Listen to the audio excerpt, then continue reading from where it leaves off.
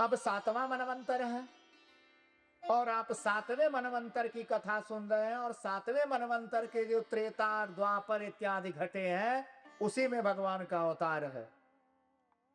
तो ये कथानक आते हैं। भगवान श्री कृष्ण 7वें मनवंतर के हैं। तो इस प्रकार ब्रह्मा जी के संतानों का वर्णन आपने सुना। परीक्षित कहते हैं कि आखिर ब्रह्मा जी को भगवान ने कैसे पढ़ाया था। तो उन्होंने कहा कि ब्रह्मा को तपस्या का आदेश दिया था और भगवान ने 4 सूत्र दिए थे ब्रह्मा जी को, वही भागवत कहा गया। जो 4 सूत्र दिए गए, अहमेवासमेवाग्रे नान्यदयत सदपद परम पश्चादहं यदत्तेक्षं यो वसिष्यत् सोऽस्म्यहम् रित्यरथे यत प्रीयते न च प्रीयते त आत्मनि तद्विद्या आत्मनो माया यथा भाषो तथा तमः यथा महन्ति भूतानि भूतेषु चाच्छदे शवनो प्रविष्टानां प्रविष्टानि यथा तेषु न तेष्वहम् एतावदेवं जिज्ञासं तत्त्वजिज्ञासा सुनात्मनः अन्नव्यक्तिरेकाभ्यां यस्ता सर्वत्र सर्वदा। उन्होंने कहा कि इन्हीं 4 श्लोकों को ब्रह्मा जी को पढ़ाया था भगवान नारायण ने आदिकरण में। इसी के कारण जो है इसे भागवत कहा गया। 4 श्लोकों में ही पूरा भाष्य प्रदान कर दिया था। तो इस प्रकार जो है सृष्टि शुरू हुई। कभी हमने विचार ही नहीं किया कि हम कहां से आए, कौन हमारे पूर्वज हैं, कौन हमारे पितर हैं। इधर उधर में ही लगे रहते हैं। जानेंगे तो काम आएगा और नहीं जानेंगे तो नहीं काम आएगा। आजकल के बच्चों की ये स्थिति है कि तर्पण करने जब जाएंगे तो उन्हें अपने परदादा का नाम याद नहीं है। वहां भी अमुक बुलवाएंगे पंडित जी लोगों से। कैसे काम चलेगा। ब्रह्मा जी के पुत्रों का नाम सुना आपने। अब मनु पर पहुंचे। महाराज मनु ने अपने पिता की बात स्वीकार किया और मैथुनी प्रजा का सृष्टि किया उन्होंने। अब जब सृष्टि बनी, सबसे पहले इस सृष्टि में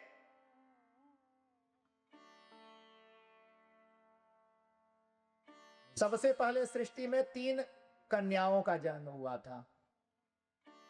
ब्रह्मा जी के जो पुत्र हुए तो ब्रह्म ऋषि हुए थे ना। मनुष्यों में जो सबसे पहले रचना हुई वो 3 कन्याएं उत्पन्न हुई थी। आकुति, प्रसूति और देवहूति, तीनों के नाम थे। तीनों महाराज मनु की बेटियां थी। तो महाराज मनु ने सबसे बड़ी बेटी आकुति का विवाह रुचि प्रजापति से किया। उन्हीं रुचि प्रजापति के यहाँ भगवान यज्ञ का जन्म हुआ था, जो आपने सुना था। अभी मैंने अवतार में गिनाया था। अच्छा, नींद किसको किसको आ रही है? वे हमारे जजमान को भी जमाई आ रही है, उबासी आ रही है। अरे कैसे भगवान का नाम हो रहा है, नींद तो आना ही नहीं चाहिए। हा? क्या कर रहे हो? निंदिया वाही घर जइयो जा घर राम भजन ना हो। निंदिया वाही घर जइयो जा घर राम भजन ना हो। निंदिया वाही घर जइयो जा घर राम भजन ना हो। निंदिया वाही घर जइयो जा घर राम भजन ना हो। राम भजन ना हो निंदिया कृष्ण भजन ना हो। राम भजन ना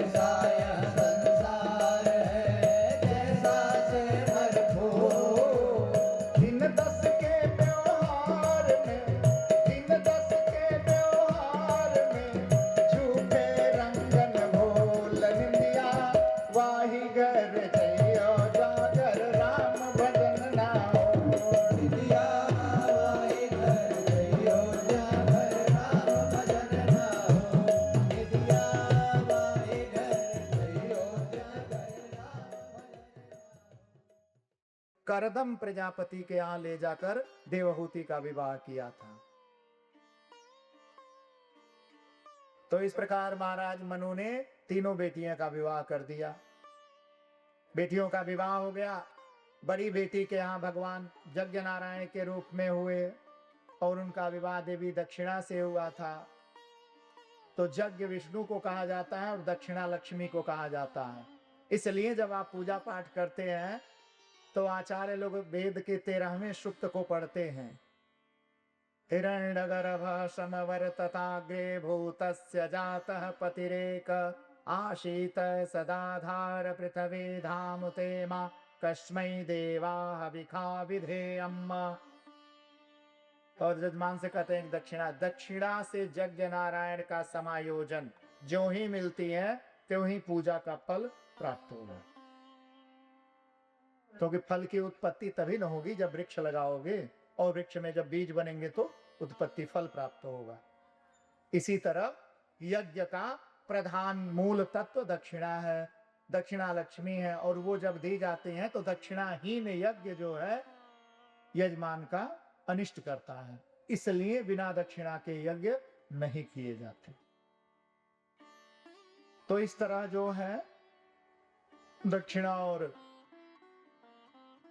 यज्ञ नारायण से धर्म का जन्म हुआ, और धर्म की पत्नी मूर्ति थी, और मूर्ति के ही गर्भ से भगवान नर नारायण का जन्म हुआ, जो बद्रिकाश्रम में तपस्या करते हैं। आज भी जो बद्रीनाथ लोग जाते हैं वहीं भगवान नर नारायण तपस्या करते हैं आज भी, और वो नर नारायण का ही दर्शन करते हैं। बद्रीनाथ में जो प्रतिमा आप देख के आते हैं शालिग्राम भगवान के पत्थर से बनी हुई, वो भगवान नर नारायण ही हैं।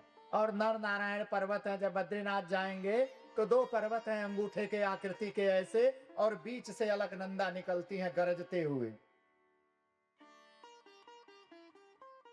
तो बड़ी विलक्षण स्थान है भगवान बद्रीनाथ। बद्रीनाथ में 3.5-4 घंटे का दिन होता है। पहले हम लोग पुराणों को पढ़ते थे बचपन में, तो कहा गया है कि इतने ऊंचे ऊंचे पर्वत हैं जो सूर्य की छाया को रोक देते हैं। तो हंसी आती थी कि सूर्य कैसे रुकेंगे। और जब पहली बार हम बद्री विशाल गए थे तो जाके वहां देखे कि वहां दिन ही 3.5-4 घंटे का है, क्योंकि पहाड़ इतने ऊंचे हैं कि भगवान सूर्य जो है निकल जाते हैं, पता ही नहीं चलता। तो ऐसे ऐसे नगर स्थान भी हैं। तो इस प्रकार जो है अब दूसरी बेटी प्रसूति प्रजापति दक्ष को ब्याही गई थी, और प्रसूति से दक्ष प्रजापति के 10,000 पुत्र हुए। 10,000 पुत्र हुए, और 10,000 ने अपने पिता से आज्ञा लिया। पिता ने कहा आकाश गंगा में स्नान करके पवित्र होकर और ब्रह्म की उपासना करके आओ, फिर कार्य बताऊंगा। ब्रह्मा जी बड़े प्रसन्न हैं दक्ष से थे कि दक्ष ब्रह्मा जी का कार्य कर रहे हैं। सबसे प्रिय दक्ष को मानते थे ब्रह्मा जी। 10,000 चले गए, आकाश गंगा में स्नान करके खड़े होकर ब्रह्म का ध्यान कर रहे थे। तब तक नारद जी मिल गए। नारद जी उनके काका थे, सबसे छोटे नारद जी थे अपने भाइयों में। उन्होंने नारद जी को प्रणाम किया। नारद जी ने कहा तुम लोग यहाँ क्या कर रहे हो? तो उन्होंने कहा पिताजी ने भेजा था स्नान करके पवित्र होने के लिए। उन्होंने कहा फिर तो फिर बुलाएं, कार्य बताएंगे। तो उन्होंने कहा कि कार्य करोगे? फिर तुम ब्रह्मा जी के पौत्र हो, जाओगे तो किसी न किसी काम में लगा देगा। मेरा बड़ा भाई है, मुझे पता। उन्होंने कहा हमें क्या करना चाहिए? तो उन्होंने कहा मैं उपाय बताता हूं, वही करो। तुम सब भगवान रुद्र के यहाँ चले जाओ और उनसे दीक्षा लेके उनके पार्षद हो जाना। तो 10,000 चले गए भगवान शिव के यहाँ, आज तक वापस नहीं आए। अब दक्ष प्रतीक्षा करते रहे। बहुत दिन के बाद पता नहीं लगा तो अपने पिताजी के पास गए, कहे कि हमारे तो 10,000 बच्चे गुम हो गए। अब किसी के तो एक गुम होता है तो पूरा पोस्टर चिपक जाता है। प्रजापति दक्ष के तो 10,000 गुम हो गए थे। ब्रह्मा जी ने कहा कि आखिर कौन ऐसा कर सकता है? उसी समय नारद जी आए। ब्रह्मा जी ने नारद जी से पूछा कि नारद तुम्हें पता है दक्ष के 10,000 पुत्र आकाश गंगा में गए थे, लौटे नहीं। नारद जी ने कहा वो तो भगवान रुद्र के यहाँ चले गए, मुझी से पूछ रहे थे तो मैंने बता दिया था। नारद जी झूठ नहीं बोलते हैं। दक्ष को बड़ा क्रोध आया। दक्ष ने कहा कि सारा किया धरा इसी का है। उन्होंने कहा कि तूने ही मेरे बच्चों को भगाया है, तुझे पता नहीं है संतान के बारे में कि संतान जब हटती है तो क्या पीड़ा होती है। मैं तुझे श्राप देता हूं कि कभी भी तेरा शादी विवाह नहीं होगा, न तो तेरी संतानें होंगी और न तो तू कहीं इतने देरी तक रुक सके कि किसी का घर बिगाड़ दे। तभी से नारद जी भ्रमण करते रहते हैं। नारद जी का शादी विवाह हुआ नहीं, बाल बच्चे हुए नहीं, ऐसे ही चक्कर काटते हैं। तो श्राप लग गया प्रजापति दक्ष का। फिर ब्रह्मा जी ने कहा दक्ष से, तो दक्ष ने पुनः संतान उत्पन्न करने का प्रयास किया और देवी प्रसूति से 60 बेटियां हुई। प्रसूति से इतनी संतानें हुई कि हम सब प्रसूति की ही वंश परंपरा में आते हैं। और स्थिति ये है कि अब जब माताएं बहुएं गर्भ धारण करती हैं तो उन्हें प्रसूता कहा जाता है, प्रसूति कहा जाता है, इसलिए कि वो सृष्टि का कार्य कर रही हैं, सृष्टि का विस्तार कर रही हैं। इसीलिए शास्त्र कहता है कि स्त्री अगर प्रसूता है, गर्भिणी है, और जब उसका गर्भ 5वें महीने को प्रवेश कर जाता है तो उसे अनावश्यक कार्य मत लो। पति का दायित्व होता है कि उसका कार्य खुद करे। कहा जाता है कि प्रसूता स्त्री मार्ग में खड़ी है तो उसे अपने दाहिने करके निकलिए, बाएं करके मत निकलिए, दोष लगता है। क्योंकि वह अपने पति का, अपना सृष्टि का किसी का कार्य नहीं कर रही है, वो परम पिता ब्रह्मा का कार्य कर रही है। इसलिए सबका अधिकार है और आदेश है ब्रह्मा जी का कि प्रसूता स्त्री के साथ जो अभद्र व्यवहार करता है वह नरक की भयानक यातनाओं से कभी मुक्त नहीं होगा। अगर वो मार्ग में, यात्रा में दिख जाती है और खड़ी है तो उसे बैठने का आसन दे दो, क्योंकि तुम तो पुरुष हो, तुम्हें थोड़ी इतनी रोग और पीड़ा हो रही है। ये शास्त्रों ने कहा प्रसूता स्त्री के लिए। सृष्टि का कार्य कर रही है और नाना प्रकार की दवाएं आ गई, चिकित्सक आ गए, मर्यादा के विरुद्ध जाके उनके गर्भ से छेड़छाड़ कर देते हैं। इस लोक और परलोक में जितने कष्ट हैं उसके सबसे बड़े कारणों में ये भी।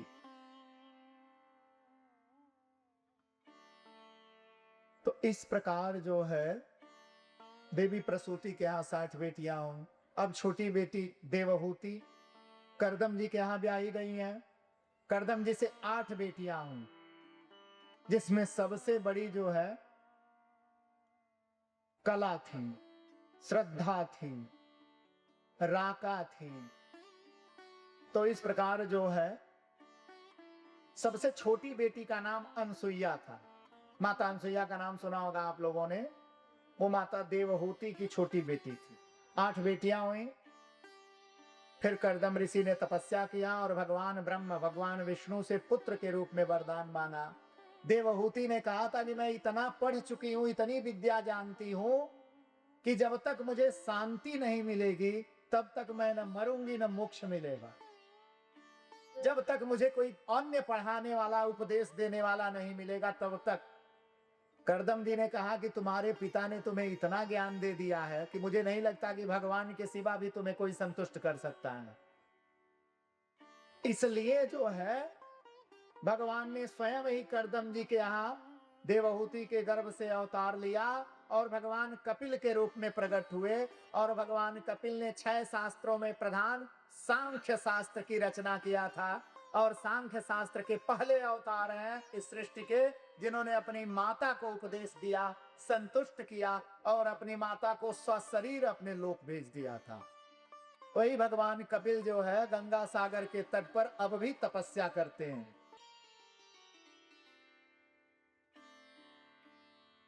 बोले कपिल भगवान की जय। तो इस प्रकार जो है अब ये 8 बेटियों में सबसे बड़ी बेटी जो है वो ब्रह्मा जी के बड़े पुत्र मरीच को ब्याही गई थी। तो मरीच को 3 संतानें हुई थी। कश्यप, पूर्णिमा और राका। राका को देवकुल्या कहा जाता है और वही देवकुल्या ही अगले जन्म में भगवान विष्णु के चरण धोने के कारण देव नदी गंगा कही गई। देवकुल्या ही गंगा हुई। तो कश्यप जी हुए। मरीच के पुत्रों का वर्णन सुना आपने। महर्षि अंगिरा को एक जन ब्याही गई। अंगिरा से 2 पुत्र हुए, उतथ्य और बृहस्पति, जो देवताओं के गुरु। तो उतथ्य के ही संतानों में भरद्वाज हुए थे, जिन्होंने हजारों वर्षों की आयु देव राजेंद्र से प्राप्त करके वेदों पर दर्शन लिखा था और यंत्रों का आविष्कार किया था। प्रयागराज को समतल करके शुद्ध करने का श्रेय महर्षि भरद्वाज को जाता है। और बृहस्पति जी के जो है संतानों का भी वर्णन आता है। बृहस्पति के पुत्र हुए थे कच्छ, जो कालांतर में शुक्राचार्य के यहां पढ़ने गए थे। फिर महर्षि पुलह हुए थे, पुलस्त्य हुए थे, पुलस्त्य के विश्रवा और अगस्त्य पुत्र हुए थे। ये मनु के संतानों और ब्रह्मा के प्रजापतियों के संतानों का वर्णन आप सुन रहे हैं। छोटी बेटी अनसुईया अत्रि को ब्याही गई थी, जिनके यहाँ तीनों ईश्वरों ने पारापारी से अपना जो है जन्म लिया था, जिसमें भगवान विष्णु दत्तात्रेय के रूप में प्रकट हुए, ब्रह्मा जी चंद्रमा के रूप में प्रकट हुए और भगवान शिव दुर्वासा के रूप में प्रकट हुए थे। तो इस प्रकार ये संतानें हुई। अब दक्ष प्रजापति की बेटियों के विवाह का वर्णन आता है। तो प्रजापति दक्ष की 13 बेटियां कश्यप जी को ब्याही गई, जिसमें सबसे बड़ी देवी दिति थी, उनसे छोटी अदिति थी। तो अदिति को पहले पुत्र हुए, जिसमें 12 पुत्र हुए जो देवता कहे गए। वही 12 आदित्य सूर्य कहे गए, जिसमें इंद्र भी सूर्य है, त्वष्टा सूर्य है, आदित्य सूर्य है, भग सूर्य है, अर्यमा सूर्य है, गभस्तिमान सूर्य है। तो ये सब सूर्य का वर्णन आता है। और फिर बड़ी पत्नी से कश्यप जी के 2 संतानें हुए, जिनमें हिरणाक्ष और हिरण्यकशिप हुए, जो आदि दैत्य कहे गए। फिर कश्यप जी की एक पत्नी थी, जिनका नाम था कद्रु। तो कद्रु से फन वाले सर्प नाग पैदा हुए, जो 100 थे, 100 भाई थे। जिसमें करकोट, तक्षक, ऐरावत, शंख, कालिया नाग आपने सुना होगा। ये सब उन्हीं के पुत्र थे, कद्रु के। उनकी एक पत्नी विनीता थी। विनीता के 3 पुत्र हुए, जिसमें सबसे बड़े वरुण थे। फिर अरुण हुए, अभिक्षिक हुए थे, वो लाल रंग के थे। तो वो अपने बड़े भाई सूर्य के यहाँ चले गए, तो भगवान सूर्य का रथ हाँकते हैं अरुण। और सबसे छोटे जो है गरुड़ हुए थे। तो गरुड़ जन्म से बड़े शक्तिशाली थे, इतने शक्तिशाली थे कि एक बार अपने पिता के यहाँ जब पढ़ लिख के निकले, पंख है उनके पास, तो गरुड़ ने जो है अपने पिता से कहा कि मुझे अपने बल का पता लगाना है कि मैं कितना बलशाली हूं। तो पिताजी ने हंसते हुए कहा कि बेटा ये नारद जी बताएंगे, मैं तो गृहस्थी में समय नहीं मिलता है। तो नारद जी ने बताया। नारद जी ने कहा कि एक बार भगवान विष्णु से मिल ले। इतने शक्तिशाली थे गरुड़ की भगवान विष्णु के यहाँ उड़ के चले गए थे और भगवान विष्णु को युद्ध के लिए ललकार दिया था। और भगवान विष्णु युद्ध की उस ललकार को स्वीकार किए और लड़ गए गरुड़ से। और गरुड़ में और भगवान विष्णु में भयानक युद्ध हुआ था और उस युद्ध में भगवान विष्णु हार गए थे। गरुड़ ने हरा दिया था भगवान विष्णु को। और गरुड़ इतने संतुष्ट हुए कि गरुड़ ने भगवान विष्णु से कहा कि तुम हो तो बहुत योद्धा, तुम अच्छे लड़ाकू हो, वीर हो। अच्छा एक काम करो, मैं तुम्हारे युद्ध कौशल से बहुत संतुष्ट हूं, तुम मुझसे कोई वरदान मांग लो, मैं दे दूंगा। गरुड़ ने भगवान विष्णु को कहा था कि तुम मुझसे वरदान मांग लो, मैं दे दूंगा। तो भगवान ने सोचा इतना शक्तिशाली है, अगर इसे मैं स्वतंत्र कर दूं तो ये तो अनर्थ कर देगा। तो उन्होंने कहा कि गरुड़, तुम देवी विनीता के पुत्र हो और तपस्वी कश्यप के पुत्र हो। तुम एक काम करो, आज के बाद से तुम मेरे समान हो जाओ और मैं तुम्हारे कंधे पर बैठ के यात्रा करूं, तो मेरे वाहन का कार्य करूं और तुम सायुज्य मेरे पार्षद हो, मुझसे कभी अलग नहीं होगी। तो गरुड़ ने स्वीकार कर लिया और तब से गरुड़ भगवान के साथ बैकुंठ में ही रहते हैं, भगवान को वही लेके घुमाते हैं। जो त्रिलोकी को ढोता है उसको गरुड़ जी ढोते हैं। तो इस तरह गरुड़ हुए। फिर सुरसा थी एक पत्नी कश्यप जी की। तो सुरसा से बिना फन वाले जीव उत्पन्न हुए, रेंगने वाले, सांप इत्यादि। सांप में और नाग में अंतर है, ध्यान दीजिएगा।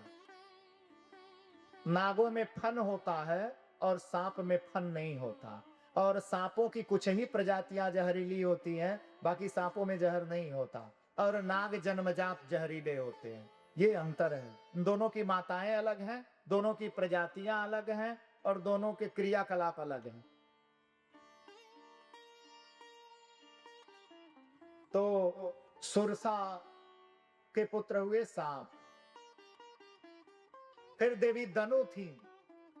तो दनु से जो पुत्र हुए उन्हें दानव कहा गया, जिसमें मैं दानव हुए, वृकपरवा इत्यादि हुए, माली शमाली माल्यवान इत्यादि हुए, रंभ करम्भ हुए। जिसमें रंभ बड़े प्रतापी दानव हुआ था, उसी का पुत्र महिषासुर था जिसे दुर्गा जी ने मारा था। ठीक है। और करम्भ के दो पुत्र हुए थे, शुंभ निशुंभ, उन्हें भी भगवती ने ही मारा था। तो ये जो है कश्यप जी से पूरी सृष्टि भरी हुई है।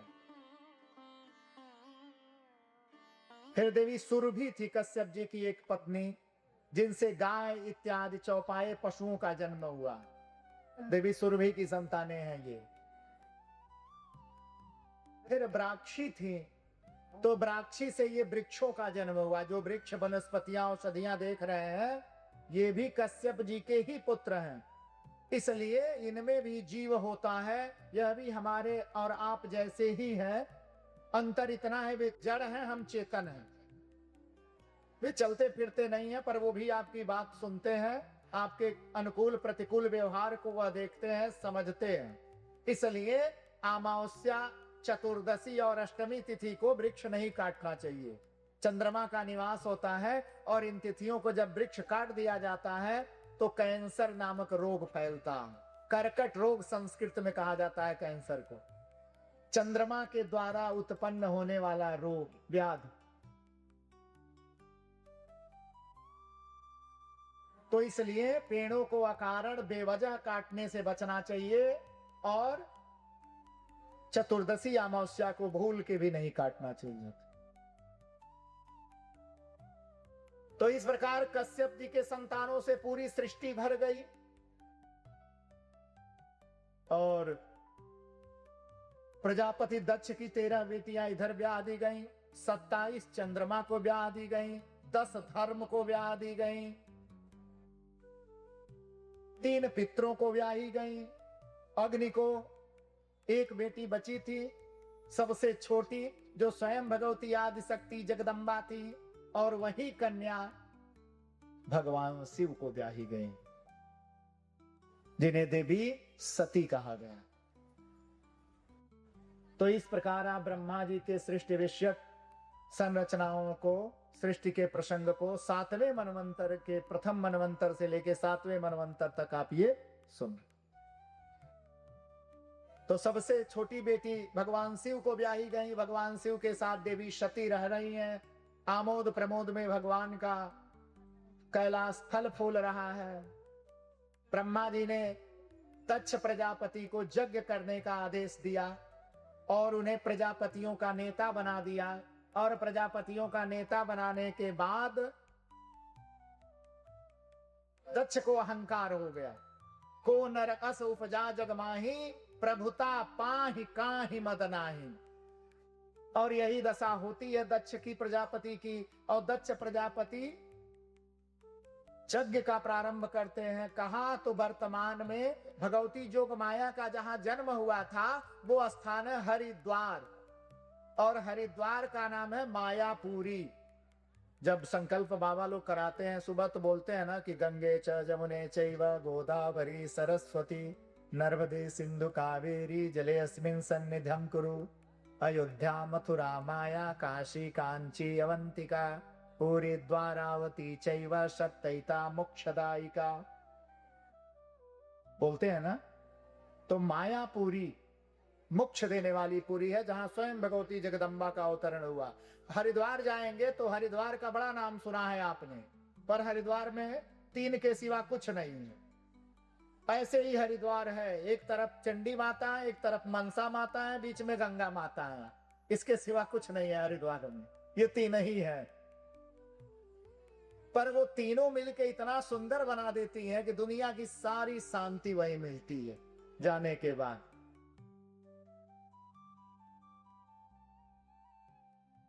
क्योंकि देवी है और शिव की अर्धांगिनी है, और वो हरिद्वार भी है हरिद्वार भी है। भगवान विष्णु के घर जाने का रास्ता दरवाजा, और भगवान शिव के घर जाने का दरवाजा।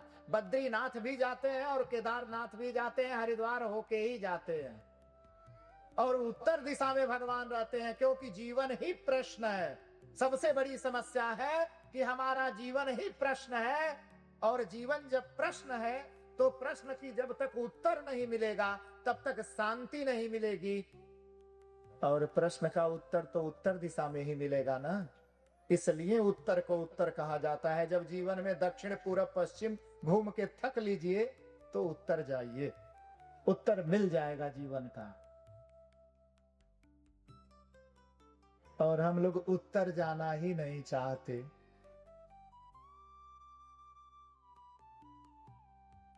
वो तो भला हो परंपरा की कि शरीर छोड़ने के बाद कम से कम सिर उत्तर करके उठा ले जाते हैं। कहते हैं जीते जी नहीं उत्तर खोज पाए तो अब तो उत्तर ले लो, और अंत में कह देते हैं कि राम नाम सत्य है, उसके सिवा और कुछ सत्य है भी नहीं। तो जीते जी ही अगर ये जान जाते तो उस दुर्मरण से बच जाते। दक्ष प्रजापति ने यज्ञ का आयोजन किया, सारे देवताओं को बुलाया, लोकपालों को बुलाया, दिग्पालों को बुलाया, भगवान शिव को भी बुलाया। भगवान शिव अपने गणों सहित पहुंचे उस सभा में। पूरी सभा लगी थी, सभी लोग आ रहे थे, प्रणाम कर रहे थे दक्ष को। दक्ष फूल के बैठे हुए थे कि इंद्र भी प्रणाम कर रहे हैं, सारे देवता भी करें क्यों नहीं। दक्ष सबके नाना थे, उन्हीं की बेटियां ब्याही गई हैं ना सबको, तो सारे संतानें आ रही तो अपने नाना को प्रणाम कर रही थी। अब पद की गरिमा तो थी, और दक्ष ये सोच रहे थे कि सभी देवता हमारे शरणागत हैं। अब भगवान शिव भी आए। जब भगवान शिव आए, अब भगवान शिव को कैलाश से आना था, थोड़ा समय लगा। भगवान आए तो दक्ष के तरफ देखे तो दक्ष अहंकार में बैठे थे। और जब व्यक्ति अहंकार करता है ना तो उसके शरीर से ईश्वर हट जाता। भगवान ने देखा, आपने देखा नहीं, एक महात्मा एक दूसरे को झुक के प्रणाम करते हैं, पृथ्वी को छूते हैं। इसका अर्थ हुआ कि वो किसी शरीर को नहीं प्रणाम करते हैं, एक आत्मा दूसरे शरीर में स्थित परमात्मा का अभिवादन करती। इसे ही प्राणायाम प्रणाम शब्द कहा जाता है, दंडवत कहा जाता है। दंड मने होता है छड़ी, वत मने पड़ना, सीधे भगवान के सामने पड़ जाना। जिसके हृदय में अहंकार होता है उसमें ईश्वर नहीं होता। यह प्रमाण भागवत में सिद्ध करते हुए भगवान शिव ने दक्ष प्रजापति को प्रणाम नहीं किया।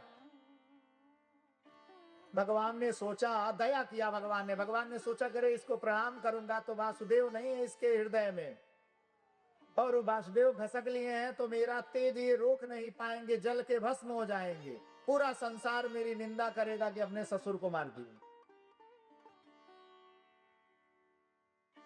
भगवान शिव यही सोच के चुपचाप बैठ गए। दक्ष को बड़ा क्रोध आ गया कि मेरा दामाद है छोटा और आया तो मुझे प्रणाम नहीं किया। क्रोध में तमतमाए हुए दक्ष ने भगवान शिव को भला बुरा कहना शुरू कर दिया और उन्होंने कहा, देखो ये कैलाश से चल के आए हुए हैं, अघोरी के तरह वेश बनाए हुए, तांबे के रंग की जटाएं हैं इसकी और बिल्ली की भांति नेत्र हैं। भगवान शिव बड़े सुंदर है, अद्भुत है, परंतु भगवान शिव के जो नेत्र हैं वो बाघों के जो आंखें होती है ना, से बाघ की जो नेत्र होते हैं वैसे ही नेत्र हैं भगवान के, बिल्लौरी नेत्र हैं भगवान शिव के, और उनकी जटा का रंग तांबे के रंग का है और भगवान शिव बिल्कुल गोरे रंग के हैं, दूध के तरह गोरे हैं बिल्कुल। तो दक्ष ने बड़ा कटुवाक्य कहा भगवान शिव को। साथ में नंदी गए हुए थे और नंदी भगवान शिव के परम प्रिय, अपने स्वामी की कटुवाक्यता बर्दाश्त नहीं होती है कि हमारे स्वामी को कोई हमारे रहते कुछ कहे। नंदी खड़े हुए, उन्होंने कहा, महाराज दक्ष ये क्या कर रहे हैं आप, ये हमारे स्वामी हैं, प्रभु हैं, मैं भी आया हुआ हूं, ऐसा मत करिए। दक्ष ने कहा कि बैठ जाओ, कुछ नहीं जानते हो तुम। क्यों ना कहूं, यह बड़ा दुर्बुद्धिशाली है, इसे अहंकार है, खुद ही अहंकार में है। भगवान को कह रहे हैं अहंकार है, घमंडी है, मर्यादाहीन है, आचरण से विहीन है। अरे मेरी इतनी सुंदर बेटी जिसके समान इस त्रिलोकी में कोई सुंदर नहीं है, उस बच्ची की जिद पर इससे विवाह कर दिया। और नहीं तो ब्रह्मा जी अगुवाई कर रहे थे कि नहीं उसी से विवाह कर दो। अगुआ हर समय में गाली सुनते हैं, ये भी एक सत्य है। तो ब्रह्मा जी को सुना रहे थे अपने पिता को, और कहते हैं कि मैंने इसको कन्या दे के बड़ी गलती कर दी। वहां भृगु जी थे, भृगु जी भगवान शिव के शिष्य हैं। भृगु जी दाढ़ी पर हाथ फेर फेर के हंस रहे थे कि अच्छा है दक्ष प्रजापति कुछ कह रहे हैं। पितरगण आए हुए थे वहां, आर्यमा, सोमपदा, अग्नि, स्वाता इत्यादि पितरगण आए थे, ये भी दांत फाड़ फाड़ के हंस रहे थे। भग नामक सूर्य आए थे, वो आंख मटका मटका के हंस रहे थे कि चलो भगवान, हर युग में ऐसे लोग होते हैं कि आप अच्छा करोगे तो भी कुछ मीन मेक निकालेंगे जरूर। तो वहां भी बैठे थे उस सभा में ही। तो इस तरह नंदी से नहीं रह गया, नंदी खड़े हुए, उन्होंने कहा, महाराज दक्ष, जिस मुख से बार बार मेरे स्वामी के लिए बकबक कर रहे हो, मैं श्राप देता हूं, एक दिन वही मुख आपका कट जाएगा, नष्ट हो जाएगा। नंदी क्रोध से कांप रहे थे, दक्ष को बड़ा क्रोध आया। दक्ष ने कहा कि तेरा मुख बंदर का हो जाएगा।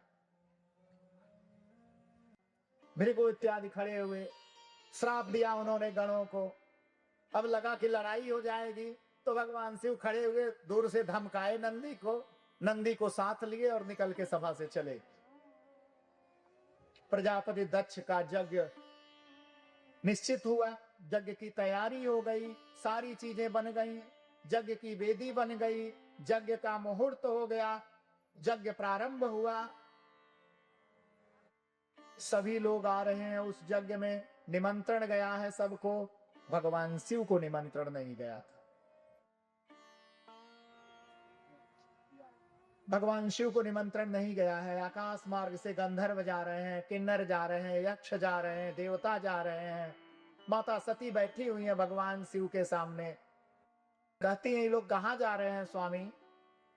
भगवान शिव कहते हैं देवी तुम्हारे पिता के यहाँ यज्ञ हो रहा है, वहीं जा रहे हैं, हरिद्वार। कहती हैं पिताजी ने हमारे यहाँ संदेशा नहीं भेजा।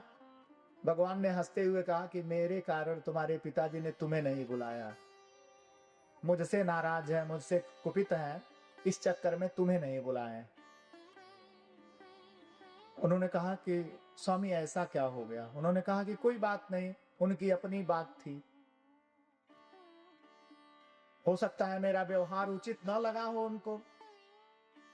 उन्होंने कहा आप आज्ञा देते तो मैं भी जाती। भगवान ने कहा देखो सती, माता पिता, गुरु, यज्ञ, तीर्थ, इनमें बिना बुलाए जाना चाहिए।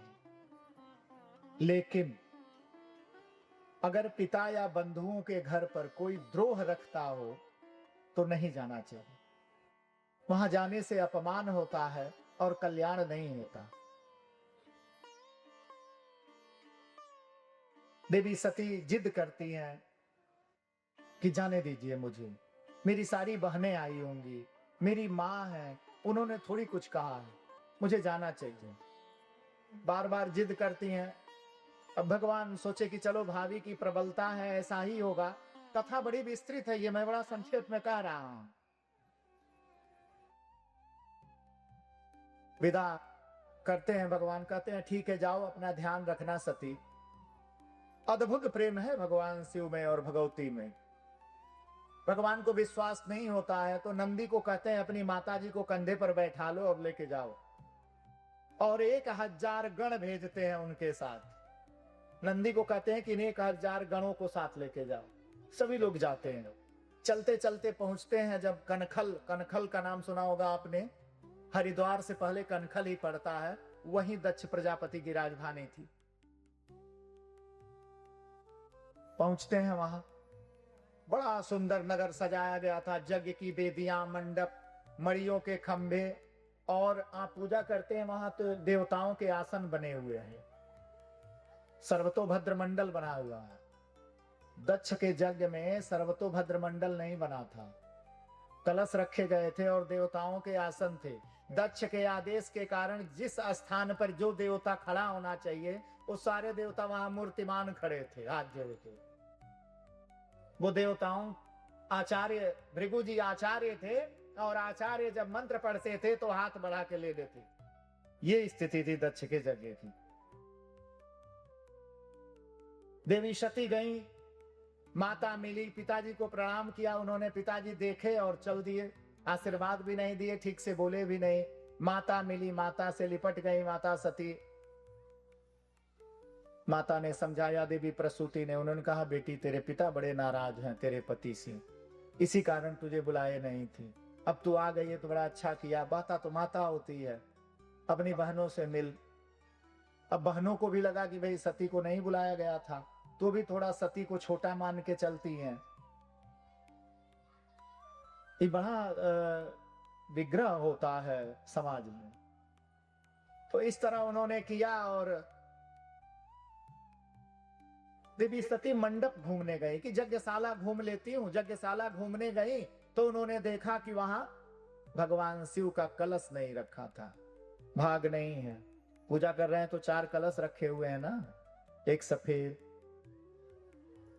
एक लाल, एक काला, एक हरा। माता सती जब यज्ञ मंडप में प्रवेश करती हैं तो वहां जाके देखती हैं कि वहां भगवान शिव का भाग नहीं दिया गया है। जो काले रंग का कलश होता है वो भगवान शिव का स्थान होता है, सामवेद का, और वहां वो जगह नहीं है। तो क्रोधित हो जाती हैं कि बिना शिव को भाग दिए यज्ञ का कोई मतलब नहीं है, यज्ञ पूरा ही नहीं हो सकता है। भृगु जी आचार्य थे, उन्होंने कहा कि भृगु जी कैसे हुआ यह? आप ऐसा कैसे कर सकते हैं भृगु जी? कहते हैं कि जैसा दक्ष ने कहा वैसा हमने किया और वैसा ही मान के करते हैं। देवी सती बड़ा कुपित होती हैं, कहती हैं इस यज्ञ में मेरे पति का अपमान हुआ है, मैं ये सह नहीं सकती। और जिन लोगों ने भी मिल के अनर्थ किया है उन सबको दंड मिलेगा। ऐसा कहते हुए उन्होंने यज्ञशाला में बैठ गई और ध्यान पूर्वक समाधि ले ली। और ध्यान समाधि लगाते हुए उन्होंने अपने ब्रह्मरंध्र सिर प्रदेश से अपना शरीर और प्राण अलग कर दिया। माता सती का प्राण जो है उनके सिरों प्रदेश से अलग हो गया, ठीक ना? तो इस प्रकार जो है देवी सती का शरीरांत होता है और भगवान कुपित होते हैं। कुपित होने के बाद जो है देवी सती के मरणासन्न अवस्था को जानकर हाहाकार मचता है। उस हाहाकार के बाद जो है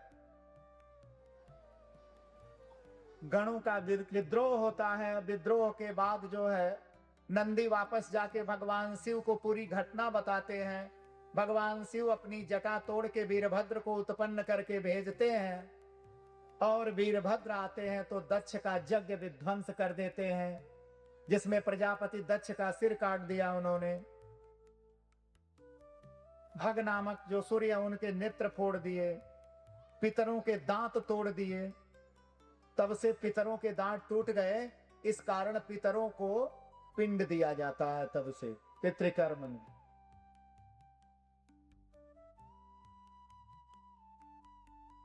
तो इस प्रकार जो है देवी सती ने शरीर छोड़ा तो भगवान विष्णु से वरदान मांगा था कि मैं जितनी बार जो है जन्म लूं मुझे भगवान शिव ही पति के रूप में प्राप्त हो। इस प्रकार दक्ष का यज्ञ विध्वंस हुआ। पुनः जो है यज्ञ पूर्ति के लिए भगवान शिव से प्रार्थना किया गया। भगवान शिव आए तो यजमान को नवजीवन दिया उन्होंने। दक्ष के सिर पर बकरे का सिर लगा दिया गया, तब से दक्ष का सिर बकरे का हो गया। नंदी का श्राप फलीभूत हुआ यहाँ। और कालांतर में तारक नामक एक असुर हुआ था जिसने वरदान मांगा था कि भगवान शिव का पुत्र होगा तो मैं मारा जाऊंगा। और भगवान शिव के पास पत्नी नहीं है तो पुत्र कैसे होगा? तो फिर इस प्रकार जो है देवताओं ने भगवती से स्तुति प्रार्थना किया था और उस स्तुति प्रार्थना से प्रसन्न होकर जगदम्बा ने पर्वतराज हिमालय के यहाँ कन्या के रूप में दोबारा जन्म लिया था, माता पार्वती के रूप में।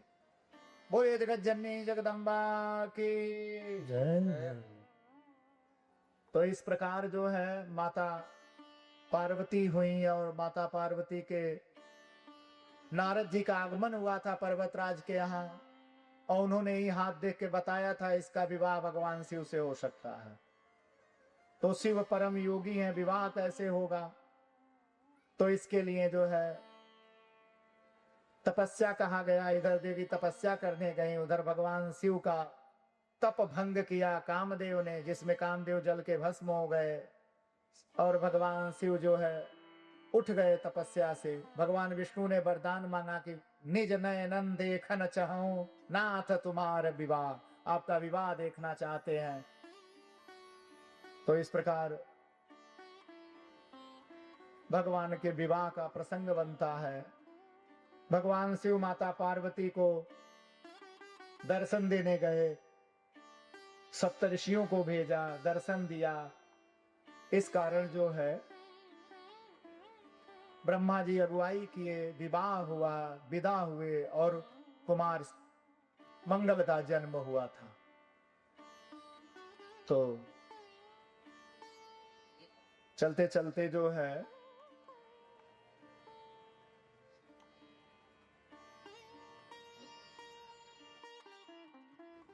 अब विश्राम की तरफ चलेंगे। भगवान शिव के बारात का एक भजन श्रोताओं को सुना दें, बढ़ते हैं। बोले भक्त वत्सल भगवान की जय। हर हर महादेव शंभो काशी विश्वनाथ।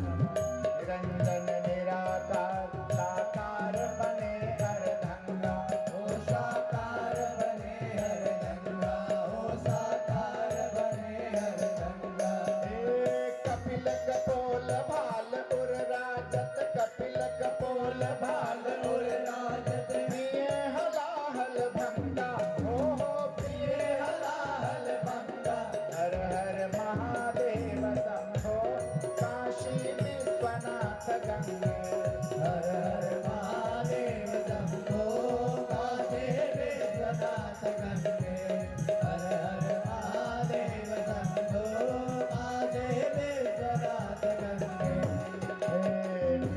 टिमिक टिम डमरू बाजे गावत ताल तरंगा हो गावत ताल तरंगा हो गावत ताल तरंगा टिमिक टिम डमरू बाजे गावत ताल तरंगा हो गावत ताल तरंगा हो गावत ताल तरंगा टिमिक दिमी बजत पखावत टिमिक दिमी बजत पखावत टिमिक दिमी बजत पखावत टिमिक दिमी बजत पखावत मुरली और मोर चंदा ओ मुरली और मोर चंदा हर हर महादेव शंभो काशी विश्वनाथ गंगे हर हर महादेव शंभो काशी विश्वनाथ गंगे हर हर महादेव शंभो काशी विश्वनाथ गंगे जतन बीच में गंगा नाचे नाचत भुजग भुजंगा हो नाचत भुजग भुजंगा हो नाचत भुजग भुजंगा जतन बीच में गंगा नाचे नाचे भुजग भुजंगा हो नाचे भुजग भुजंगा हो नाचे भुजग भुजंगा अपने धुन में गणपति नाचे अपने धुन में गणपति नाचे अपने धुन में गणपति नाचे नाचे रिधि सिद्धि संगा ओ नाचे रिधि सिद्धि संगा हर हर महादेव शंभो काशी विश्वनाथ गंगे हर हर महादेव शंभो काशी विश्वनाथ गंगे हर हर महादेव शंभो काशी विश्वनाथ गंगे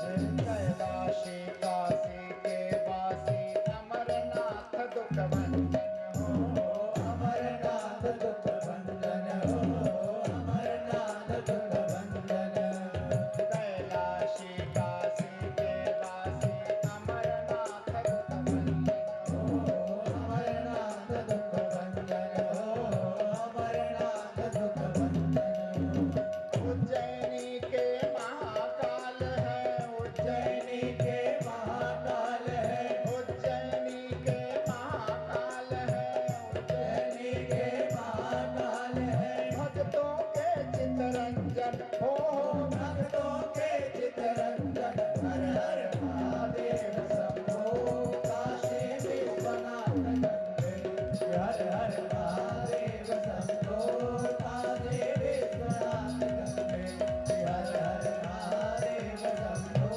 काशी विश्वनाथ गंगे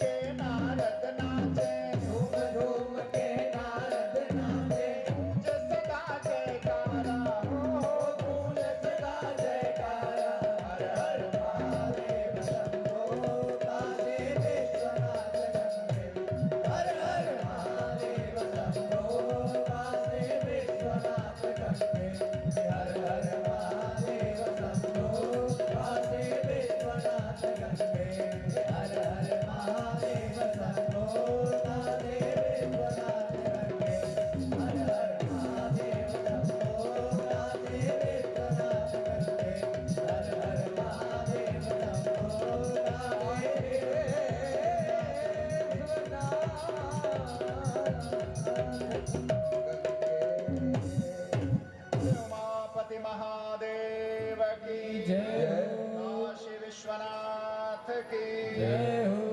श्री गंगा मैया की जय हो। जगज्जननी जगदम्बा की जय हो। श्री भागवत महापुराण की जय हो। सत्तर भगवान की जय हो। वृंदावन बिहारी लाल की जय हो। वीर बजरंग बली की जय हो। आवाही समस्त देवी देवताओं की जय हो। श्री स्वामी सुखदेव जी महाराज की जय हो। श्री परीक्षित महाराज की जय हो।